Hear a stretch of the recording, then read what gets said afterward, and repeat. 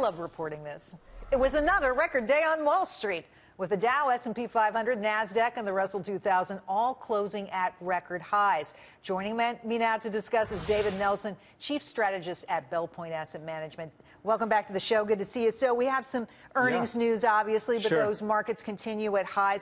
Let's just jump right in here. Amex, how'd they do? Look, it was a top-line beat, but there was a red flag, because when you get a top-line beat and then you're not guiding higher for the rest of the year, it makes it sound like the back half of the year is going to be soft, and that's why it's down a little bit in the aftermarket. They've struggled to find their audience. They've come back, though, from the Costco, from a couple of years ago. They're back near those levels here, but look, so at 15 times, it's not that great anymore. Yeah, Costco's story was just essentially that they had a deal with them to offer their cards in their stores, and not anymore. Let's move on to Qualcomm and T-Mobile. T-Mobile in particular, they're also out with earnings. Yeah, T-Mobile, just a staggering number here. They beat on the top line, beat on the bottom line here, and they're making a hard case. They're making a run for their money against Verizon and AT&T. It's pretty competitive space, and it looks like they're getting it right. Oh, well, that's good news. You know, they've sort of been buying their market share and spending a lot of dough. And you wonder, like, how long can this go on before this company craters? I know a lot of people that I hang out with have actually started a switch from Verizon, AT&T to T-Mobile. They want to save some money. Oh, yeah. Very close to home. My husband did the same thing.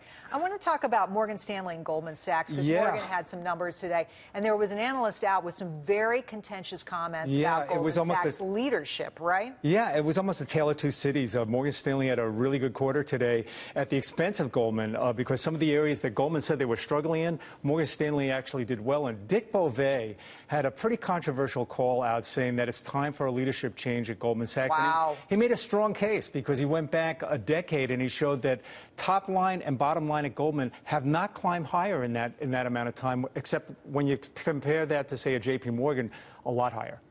Wow, and this has been a period they've done fabulously well. And the heir apparent is in the White House right now, and that's a big issue. There's a lot of those Goldman Sachs people in the White House, as a matter of fact. I want to talk about general levels on the market, because we do keep setting records.